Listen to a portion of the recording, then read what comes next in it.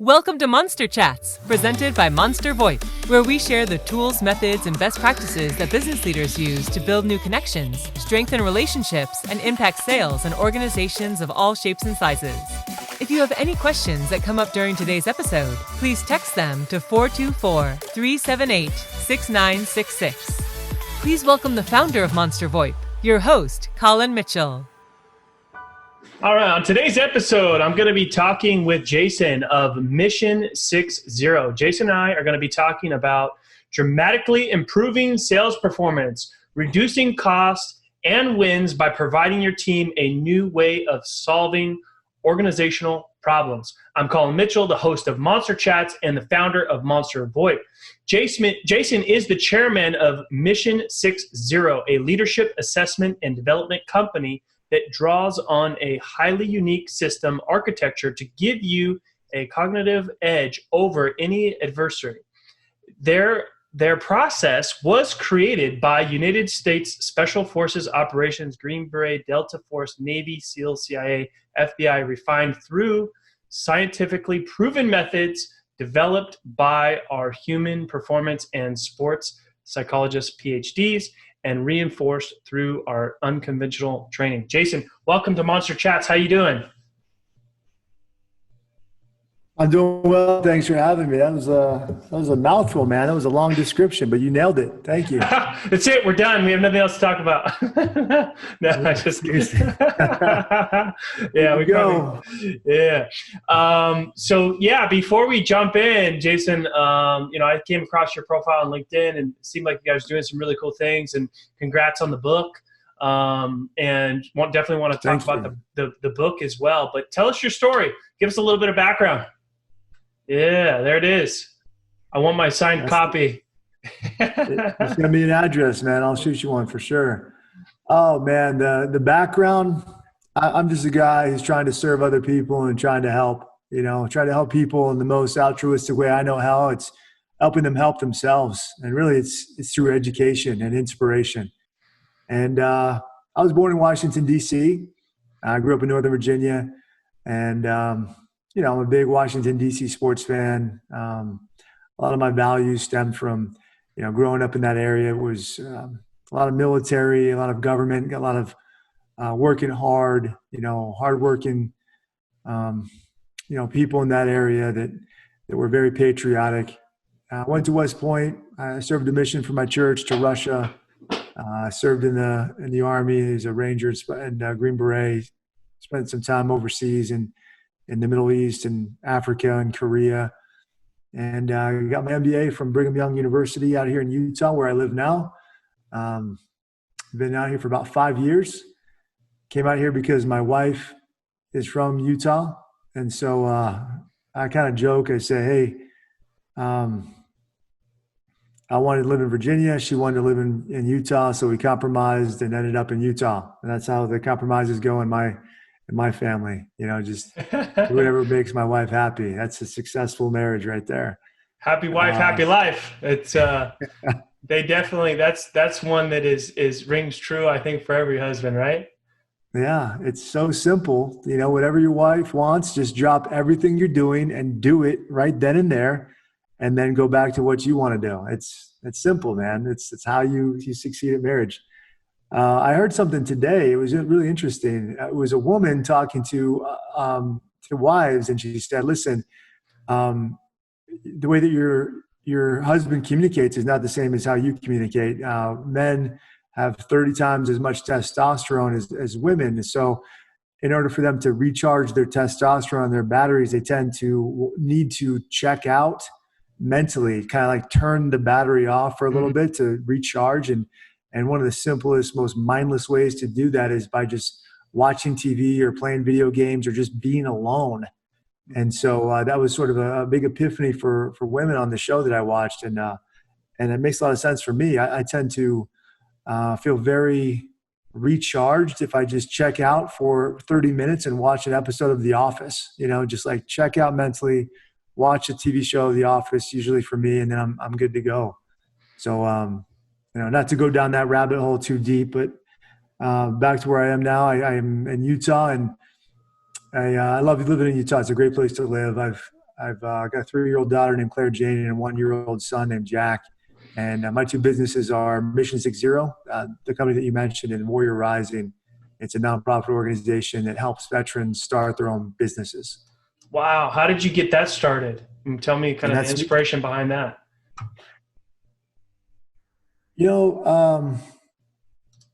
And I guess about 5 years ago, I was working an event with the Oakland Raiders, and this was a Mission 60 event. We do a lot of work with professional sports teams, and there were a lot of injured combat veterans that I brought out for this particular event, and they were just telling me some of their concerns and their issues that they were facing in life, and what it came down to for them was finding a purpose again. They didn't want to feel like a charity case. They didn't want people to continue to give them things for free. It was counterproductive, for their psyche, for their success. And they said, Jason, help me find my purpose again. And I said, listen, you find your purpose again. You tell me what that is, and I'll help you achieve it. And they all said that they wanted to create, they wanted to serve. And the best way that they could think of was to create their own businesses. And so at the time, I gave them some tough love. I said, all right, well, I can introduce you to some people. You can Google some stuff. You guys have to do the work. And then when I got back home, I started thinking about this conversation again and again and again. And I realized I could do much more. I could help them out. I could maybe create a nonprofit. Mission 60 was doing very well financially at the time. And so I thought that I could handle two businesses at the same time. And I started Warrior Rising 5 years ago. And last year we helped 1,016 veterans start their own businesses. And we've raised millions of dollars since our inception. So it's successful. COVID's been difficult, but we're still doing fine, and that's what we do at Warrior Rising. Wow. So did you help 1,000 people last year, or since inception, you've helped over 1,000 people now? No, 1,016 veterans last year in 2019 alone. Oh, wow. That's incredible. Yeah. And we've grown exponentially. Like our first year, we helped 6 veterans. The next year was like 34 veterans. Mm-hmm. The next year, 100, you know what I mean? Then we just kind of kept growing and growing. What are some of the most successful businesses that some of these veterans have started? My favorite businesses, I keep telling the story of these two in particular because I love these guys. One is Kyle Daniels. He started a company called Firebrand Flag Company, and he just put up his website Sunday, which was Flag Day, and he's created the world's first fireproof, fire retardant U.S. flag. And we got him connected with one of the largest flag manufacturers in the world. We got him connected with We Are the Mighty. And we got a fireproof flag, a firebrand flag to President Trump on his birthday. We were hoping that he would have tweeted about it. He did not. But they did a pre-order sale of 150 flags, and they all sold out in 2 days. And so we're really excited about his potential. We hope that every U.S. flag moving forward is a fireproof, fire-resistant, fire-retardant, firebrand flag. It's the flag that can defend itself. It's kind of the tagline there. So it's pretty cool. Really that's awesome. For doing that. And then the other one is, there's so many, but these are the two that I talk about a lot because I served with Kyle Daniels in the Special Forces. We went through the Q course together. And then the other guy is Justin Clapsaddle. We were freshmen at West Point. He left West Point after our freshman year and enlisted in the Army in the 82nd Airborne Division. Well, he has a company called War Metal Knives. And so I help him find metal from vehicles that were destroyed in combat throughout history. Iraq, Afghanistan, Vietnam, World War II, and so forth. And he repurposes the metal from these vehicles that were destroyed in combat into knives. And so they're sort of family heirloom type of weapons. And so he kind of mixes the steel with Damascus steel. And so it's a very, very sturdy, very powerful weapon, very powerful knife. And, for example, we found metal from a Sherman tank that fought in the Battle of the Bulge. And then a guy came to Justin, was like, my grandfather fought in the Battle of the Bulge, and he was a He was an armor guy. And I want one of these knives, because every time somebody comes into my house now, I can pull out this knife and I can tell the story of my grandfather, and I can tell that story with pride, and I can pass this knife down from generation to generation, and I know that, perhaps this metal that I'm holding in my hands right now was once a vehicle that my grandfather was in, that sort of really powerful story like that. So Yeah. those two stories are incredible. And we've got so many. I could go on and on and on, but for the sake of time, I don't want to bore you or your audience, No, those are both awesome. I love that. And we'll drop the links for them too, so people can find out, more about their companies as well. What's some of the biggest challenges that you've had as an entrepreneur with your business or with your nonprofit? Yeah, for business, I think the biggest challenge is working with friends. And when I first started the company, I had no idea what I was doing. I had no business experience. All I had was determination, resourcefulness, and a drive to succeed. And I learned that from my experiences in the military, obviously. And I wanted people around me that I could trust. And I brought friends, and it's been kind of weird. It's different, in the business world than it is in the military. And I think really what happened was, for whatever reason, they left the company, for various reasons. But mainly I think it comes down to having a clear understanding up front of what's going on, meaning this is the relationship. This is the mission. These are the duties. These are the responsibilities. This is what I expect out of you. Let's talk about that all up front, so we don't have to figure it out later down the road. And then in addition to that it's getting buy-in from the spouse. In my experience, in my journey, the guys that I recruited that were friends were all male. And so they didn't really communicate or articulate what was going on very well to their spouses, to their wives. And I didn't do a good job of understanding how important buy-in from the spouse was. And so whenever they weren't making money, or whenever they were grinding, putting forth the work up front so they can get paid later down the road, the wife was at home thinking, well, my husband's spending so much time away from me, and he's spending so much time with Jason, and he's not making any money, and this has to stop. You know what I mean? And I'm not happy. And every time my buddy went home, the wife would, say something negative or plant a seed in his mind. And then next thing you know, he's negative and he's demanding things. And maybe he's saying, where's my money? And not realizing that we have to grind a lot harder before we start seeing money. And then, and ultimately, some of them left the company, and it's kind of, unfortunately ruined my relationship with them. I wanted to start this business so we could strengthen these bonds of friendship, but in some cases it actually destroyed those bonds of friendship. And that's very difficult for me to accept. It was, if there's anything that I regret or that keeps me up at night, it's that. Yeah. Sometimes it's painful to make those sort of mistakes early on to learn how to do things a little bit differently. Right. Yeah. And it's, you learn from your mistakes, you learn from your failures. Failure is fertilizer, and fertilizer is what you need to grow and improve and become stronger and become a better person. Yeah. When was the first time that you kind of start to think about, being an entrepreneur and kind of, starting something on your own? I love creating. I love to create things. It's just something inherent in me for whatever reason. Family members of mine were entrepreneurs in the past, and they made a lot of money. And I always felt like there was something inside of me digging, clawing, trying to get out, to create something, to build something, to do more. And I didn't know what that was. And so Mission 60, this idea for a leadership development company was just something that I couldn't say no to. I knew I could do it. And I just went for it, kind of haphazardly. I think I just went for it. I didn't think through it all the way. I didn't have a mentor that I could rely on. I didn't know anything about business at the time. I just went for it.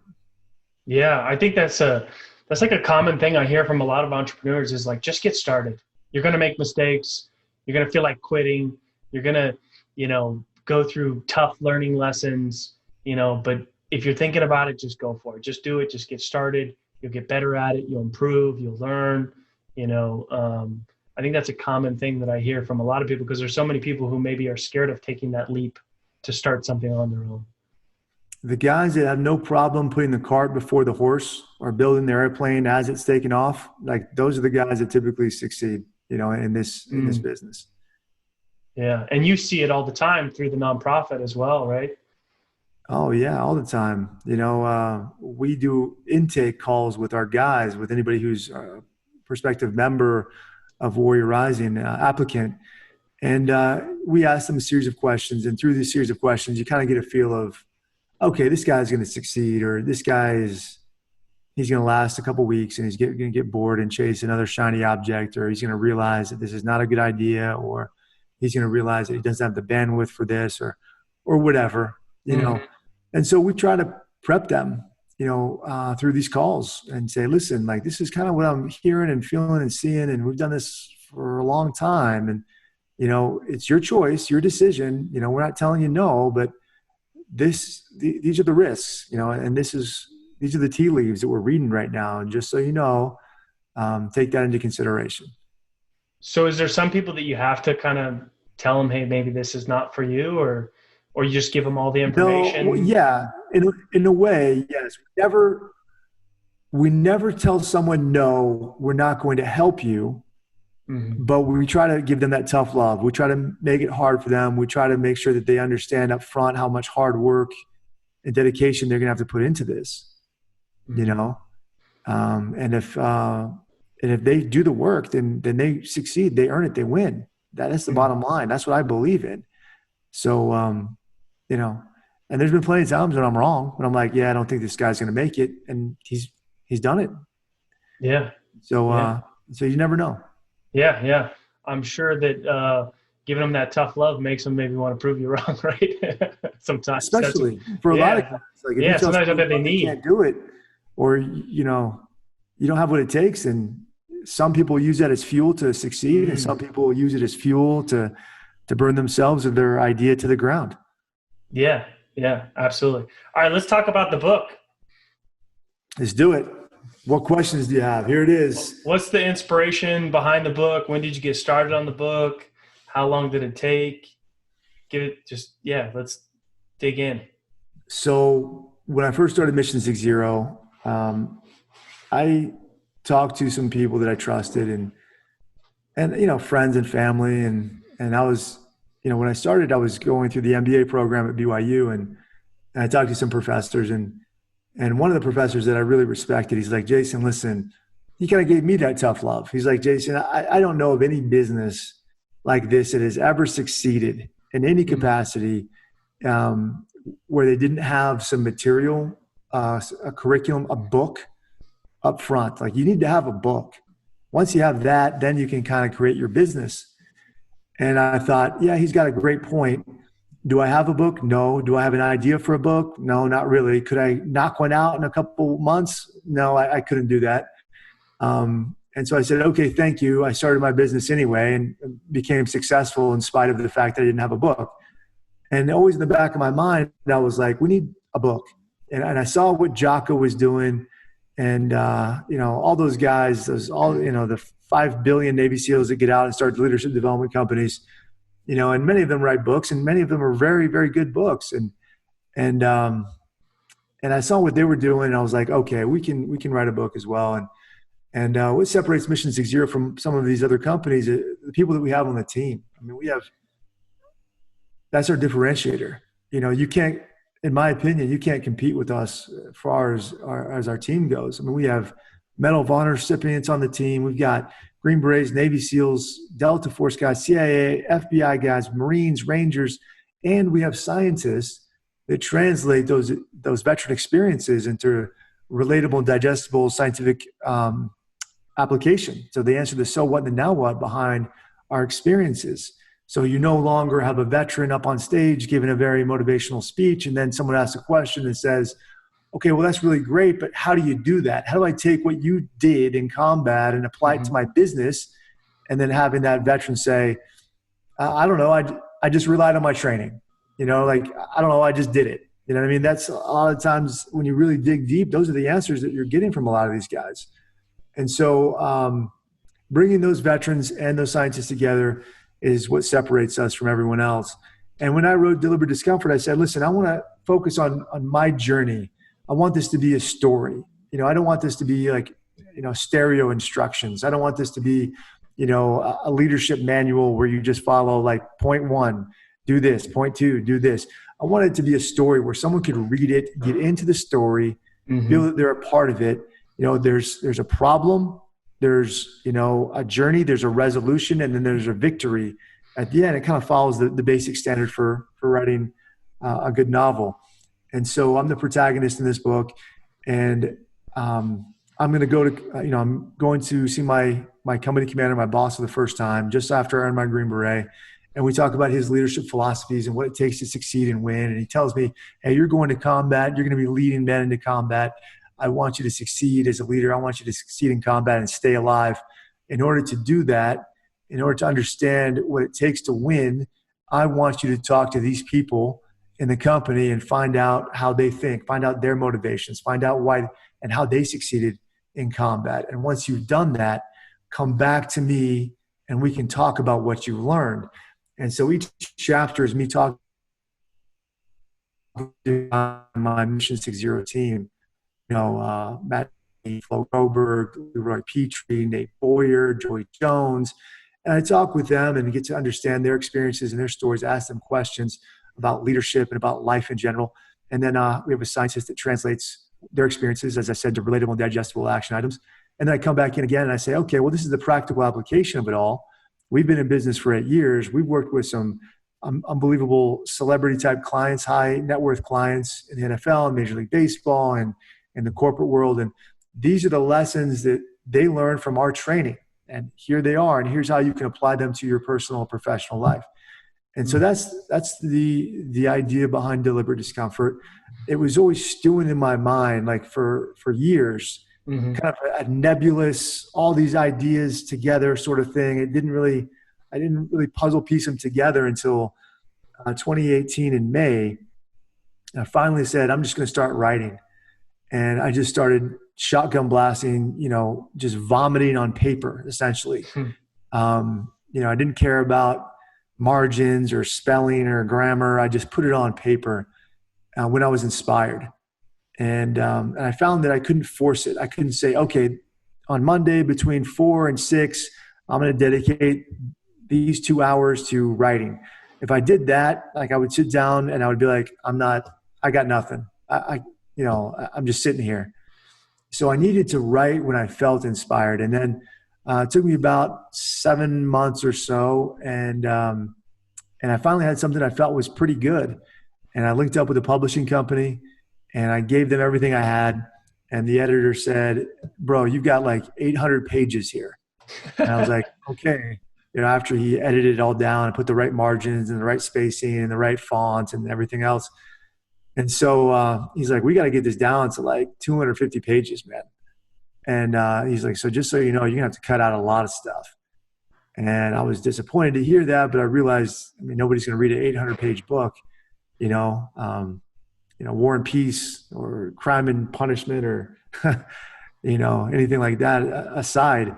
And so we went through the process between January and probably October of just really refining the book, editing it down, doing rewrites, doing, the whole thing. It took about, 9-10 months.